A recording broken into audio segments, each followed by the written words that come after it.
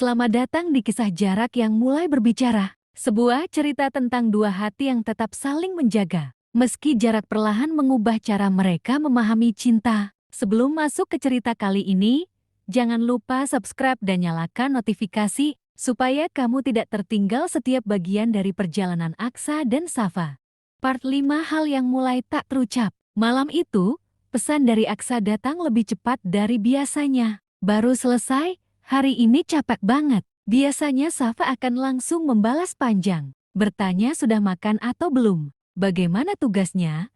Apakah sempat istirahat? Tapi malam ini, jarinya berhenti di atas layar. Ia hanya mengetik, ya, lalu menghapusnya. Mengganti lagi. Semangat ya. Aksa membalas dengan emoji senyum. Singkat, terlalu singkat. Safa menatap layar cukup lama. Ada sesuatu yang sebenarnya ingin ia tanyakan. Tapi ia sendiri tidak tahu bagaimana memulainya. Tentang perempuan yang belakangan sering muncul di sekitar Aksa. Tentang nada suara Aksa yang kadang terdengar terlalu ringan ketika menyebut nama lain. Tentang dirinya sendiri yang mulai mudah merasa tersisih hanya karena hal-hal kecil. Laptop di depannya masih terbuka. Tugas belum selesai, tapi pikirannya tidak benar-benar ada di sana. Beberapa menit kemudian, panggilan video masuk. Nama Aksa muncul. Safa menarik napas sebelum menjawab. Wajah Aksa muncul dengan pencahayaan kamar yang redup. Rambutnya sedikit berantakan, jaket abu tipis masih dipakai.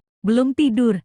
Tanya Aksa. Belum. Kamu kelihatan capek. Kamu juga. Ada jeda. Biasanya mereka akan tertawa di menit pertama, saling bercerita hal kecil, bahkan tentang makanan malam. Tapi malam ini percakapan terasa seperti dua orang yang sedang berhati-hati. Aksa akhirnya berkata, hari ini aku ketemu Mita lagi buat ngerjain revisi. Safa tersenyum tipis. Oh, hanya revisi tugas. Ya, Aksa menatap layar beberapa detik lebih lama. Kamu kenapa? Gak apa-apa. Jawaban yang terlalu cepat. Dan justru karena terlalu cepat, keduanya tahu itu tidak sepenuhnya benar. Di sisi lain layar, suara orang lewat di lorong asrama terdengar samar. Safa menunduk, memainkan ujung lengan piyamanya. Aksa, kalau suatu hari kita sama-sama sibuk, terus mulai nggak cerita banyak, itu normal enggak? Aksa diam, lalu menjawab pelan. Mungkin normal.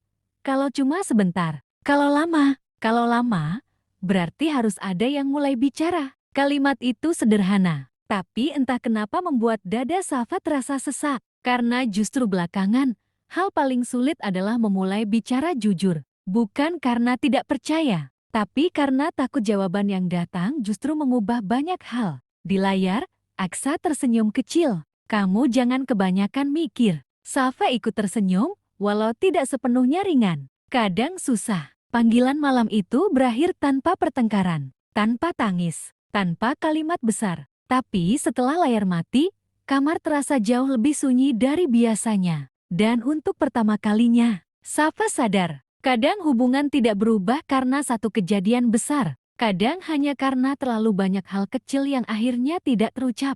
Terima kasih sudah menemani kisah ini sampai akhir part hari ini. Kalau kamu masih ingin tahu bagaimana jarak mengubah Aksa dan Safa, jangan lupa subscribe dan tunggu part berikutnya.